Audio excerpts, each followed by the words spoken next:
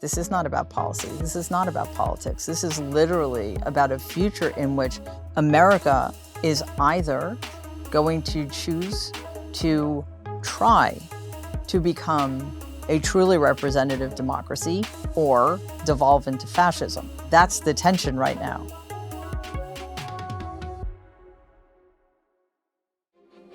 Today on Centre Stage, Mary Trump is a psychologist, best-selling author, and the niece of US President Donald Trump. She gained prominence after publishing her book, Too Much and Never Enough: How My Family Created the World's Most Dangerous Man, which provides a unique account of the Trump family. Her latest book is called Who Could Ever Love You? A Family Memoir. Mary Trump, thank you very much for joining us here on Centre Stage. It's a pleasure. Thank you for having me. Well, let's start with the new book then, and where it tells us where we are in America at the moment, how it all ties in. It tells the story of your father and your grandfather, who was the president's father. Yes. It's not a happy story. It must have been very difficult to write. It was not cathartic. It's funny how often people would say, "Oh, well, that must have helped you to write through it," and the answer is no, it didn't. But much like most of what I've done since 2020, it felt necessary, and I believe, especially given where we are as a country and the fact that we continue not to learn any lessons, at least it seems to me, to continue to try to give people as much insight as I can into who we are putting into power and who we are giving power over us. You weren't a public figure before this election, but your name became quite well known. You raised your hand, you said, "I'm Mary Trump, I know this man, here's what we can expect." And some of the things that you talked about have happened. Has anything happened that you didn't expect so far? In terms of things Donald has done or how people have responded to him, no. I the one thing that did surprise me, and this is going back to 2017, was how easily and quickly the Republican Party capitulated to him. I thought that at least some of them would provide some bulwark against his depredations, because I didn't know the details, of course, but I knew that he was going to be absolutely awful, and worse than most people allowed themselves to anticipate. So since then, though, given what's happened in the wake of the 2020 election loss, especially in the wake of January 6, 2021, and again, the ways in which the Republican Party wholesale uh, went along with the fact that he committed an insurrection and keeps lying about it, that they, despite the fact that their own lives were in danger that day, decided that he was their guy and they were going to stick with him. No, nothing surprises me, including the fact that he continued in every single election to get more votes. I mean, it was a massive turnaround. I mean, J.D. Vance said it was the biggest comeback in political history. And you look at, when he first announced that he was going to run for president again, I mean, this was way before anybody else. And people were saying, well, Ron DeSantis is likely going to be the nominee. Right. I mean, no matter what you think of Donald Trump, he's managed to stage a very big political comeback. Well, as always with Donald, it was with a lot of help. He didn't do it because he became a better candidate or because he was offering better ideas. It happened because nobody held him accountable. I am going to be grappling with this probably for the rest of my life, how one person has been allowed, despite his massive failings, has been allowed to fail upwards so spectacularly. From my grandfather through the Republican Party to the illegitimate supermajority of the Supreme Court, there is always somebody there to give him a massive assist. So I don't actually think it's accurate to call it a comeback. It is simply that the Republican Party and the powers that be in the Republican Party, like many others before them, whether it's New York media, my grandfather, Roy Cohn, the banks, what have you, have decided that he is their best shot at getting accruing and keeping power. Did anybody ever get in touch with you? Just in the way that you can only do within a family, no matter if you're estranged or not, to say, I'm running for president here, knock it off, or were you just kind of left alone? I'm not really sure if this counts, but he's suing me for $100 million. So if that's a way of I getting in suspect he's touch through with lawyers. me, we're touching base. Yeah, yeah. And since the beginning of this second term, we've seen a number of executive orders and policies, and there's been a lot of movement in one direction and then it goes in the other direction. Can you understand why this is happening in light of his character? Is this something related to him? Well, Donald, again, he doesn't usually know what he's doing. There's this odd, what's the word I'm looking for? It's a defense mechanism. It used to be a defense mechanism. When he was young, he got the message very clearly that in order to be accepted, in order not to be treated like my dad was treated, he needed to be great. Like he had to prove, not prove, but just act like he was great and he would become great. And that meant that he never had to try to be good because he was already great. Right. My dad's nickname for him was the great I am. He was just this pure narcissist who could never be wrong and needed to be better than everybody else. On that subject, I've got to ask you, with your psychologist head on, but also, your family relationship head on, it's often said when people get to a big job, and you read about CEOs, for example, talking about this, that they get, this what's called imposter syndrome, where you think, I can do this job, but there's a small part of you that thinks, I hope nobody realizes that I'm sort of doubting myself. I know you don't know what's going on in somebody's mind, but do you think there's ever been any tiny part of Donald Trump where he's had that feeling? Or do you think it is just, you talk about him being a narcissist. Do you think he's just so focused on knowing that he can do it? Well, I find this fascinating about him. The main reason we're here is because so much of what terrifies him goes on unconsciously. He's not aware of it at all. In fact, I think it's fair to say that much of his energy, most of his life, has been generated in service to protecting himself and other people from actually knowing who he is, knowing his weaknesses, knowing his vulnerabilities, knowing that he's not fit. But because that is so terrifying to him, like for him to know, to recognize just how deficient he is, I think would annihilate him psychologically. So he cannot get anywhere near that. He does not have 1 second of self-doubt ever. Not even when, recently we saw approval numbers were probably not where he wanted them to be. That would not have affected him at all? I'm not saying it wouldn't have affected him, but it's certainly not his fault. It's not because of anything he's done. It's because the American people just don't understand him, or they don't appreciate what he's doing, or they don't understand that really the person to blame is Joe Biden. Like that's what he thinks. He's still got a lot of support, though. A lot of his supporters really still back his message. What is it, despite some of these policy flip-flops, what is it that you think is still resonating with him? I think one very simple thing is not that it has a lot of explanatory power, but people don't like being wrong.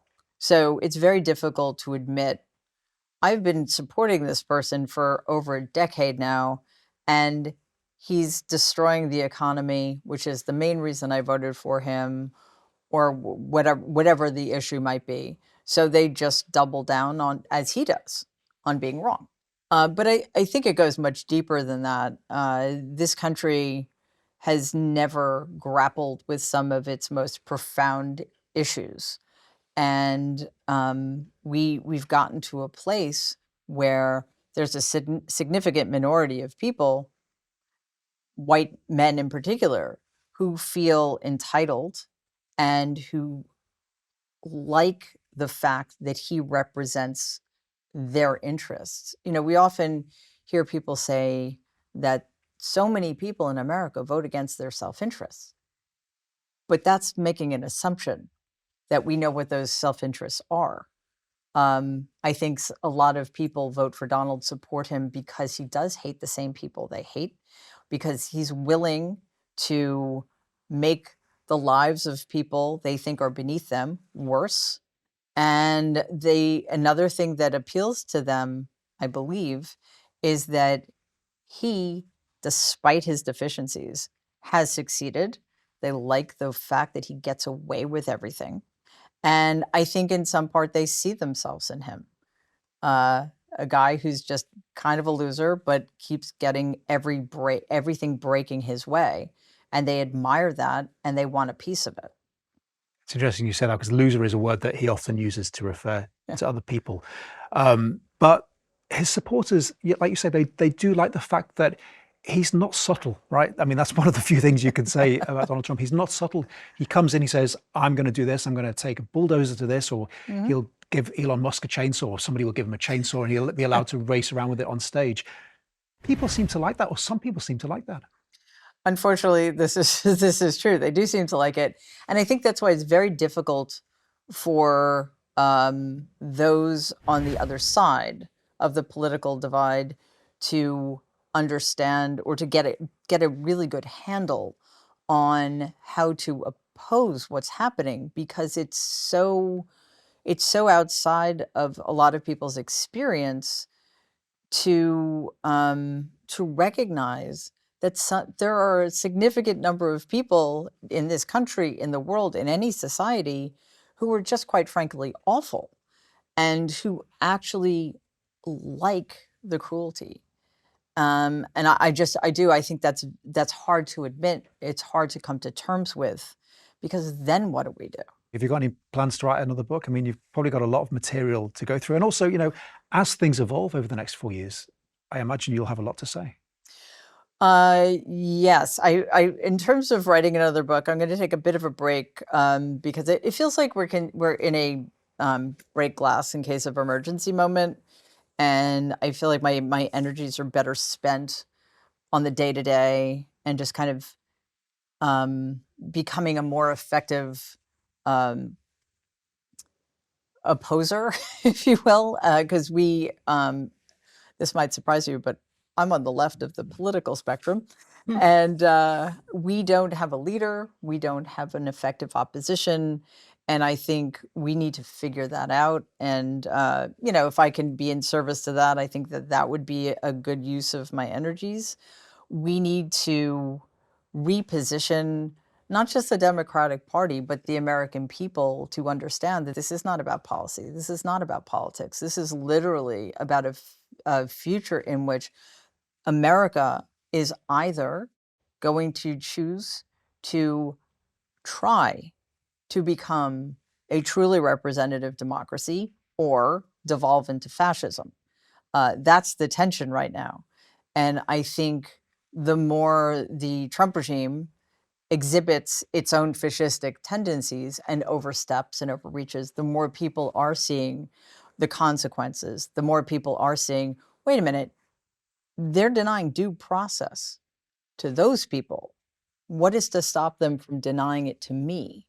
So I believe that's resonating, and hopefully we'll get through this, and hopefully we will get to the point, not where we rebuild. We need to start from scratch completely, and then I can go write a novel or something. Well, I mean, that's the issue, isn't it? Because you've got two different things happening here. You've got Donald Trump and the Republican Party, but it feels like there's no real opposition. Right. The Democrats, yes, there may be people talking about due process and all of the current issues on talk shows, on cable TV, but there doesn't seem to be an opposition here. There's almost like this vacuum.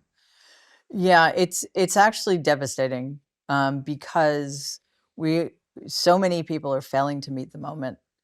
And what other moment could we be facing that would be convincing enough to get a Democrat in Congress to decide that maybe the future of American democracy is worth fighting for, and it's more important than the collegiality with Republicans in the Senate?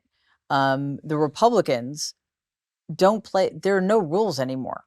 The Democrats continue to play by rules that don't exist because the Republicans set them on fire. So it's disappointing is not strong enough a word. It's demoralizing at times. And I truly believe that the leaders of the Democratic Party are not going to be politicians, at least not in Congress. They may be blue state governors, maybe somebody completely outside of politics.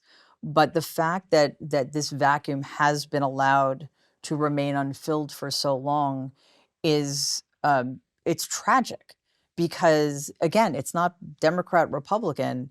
It's look where we are. America has become a pariah state in the world. America is on the brink of something unspeakable, and yet that is still not enough incentive to get Democratic politicians in Washington, D.C. to meet this moment. So I don't know how to account for it, but the time to start was, I mean, certainly on the first day after the election, but probably back in 2020. Let's say the Democrats find somebody, we don't know who it's going to be, to lead their party. And instead of being what you might call a typical Democrat, they go for somebody who is a bit of a bruiser, right? Who takes the fight to Donald Trump, who, will be kind of bombastic and will be prepared to set the rule book on fire. How do you think he would react to that, since he doesn't like to lose? That's a great question. And I hope it's somebody like that. I hope it's somebody who understands this very simple truth that so few people seem to get. The best way to deal with Donald Trump is to mock him mercilessly, relentlessly, push back, fact check him in real time. And yet, that has happened, what, a handful of times in the last, well, I mean, we can go back decades, because the media have always treated him as if he actually knows the things he claims to know. No fact checking, no pushing back. But we do see on those rare occasions when somebody takes the opportunity how undone he is by being opposed in a way that's truthful and straightforward. But that's what's necessary. He is disappearing people. He is throwing people into gulags in other countries. He's destroying the American economy. He is out to weaken the Western alliance. He is leaving what used to be one of our closest allies, Ukraine, out to dry, and essentially handing the keys over to Russia, which illegally invaded our ally. Look at the things this man has done and continues to do. The least we could do in those moments when we have the opportunity is to stand up to him and just show the world what kind of person it is we have granted this extraordinary power to, the least fit among us. And we saw you talking about alliances, but we saw with Ukraine, Volodymyr Zelenskyy. Some people have to walk a very tight line, though, with him. That is one of the few exceptions to the rule. To be in this situation President Zelenskyy is in, nobody can judge him. He is trying to save his country. He is trying to save the people of his country. He needs to do whatever he needs to do to make sure that Donald Trump is appeased enough so that hopefully some kind of peace can be brokered, even if it is to Ukraine's disadvantage, which it looks like it probably will be, which is tragic. But nobody else, no journalist, no politician, nobody, again, who has an opportunity to be in a room with Donald Trump and get to say a few words to him has any excuse, because there are a lot of people in this country who are standing up, who have a target on their backs. So the least the rest of us can do is honor that, understand what's at stake, and not be afraid. Long time into the future, but do you think Donald Trump will try to run for a third term? Oh, yeah. I've no doubt. He's totally serious about it. And what's worse, so is the Republican Party. As long as Donald remains the most viable candidate, and by that I mean the one person in the party who has the charisma, who connects to the base the way he does, and like it or not, he does have charisma. It doesn't appeal to a lot of people, but the people to whom it does appeal, it's very strong. It's very obvious. I don't see any other Republican politician who comes close. So unless and until Donald proves himself to be incapable of continuing, he will try to run for the presidency in 2028 with the complete backing of the Republican Party. Great. Mary Trump, thank you very much for joining us here on Centre Stage. Thank you.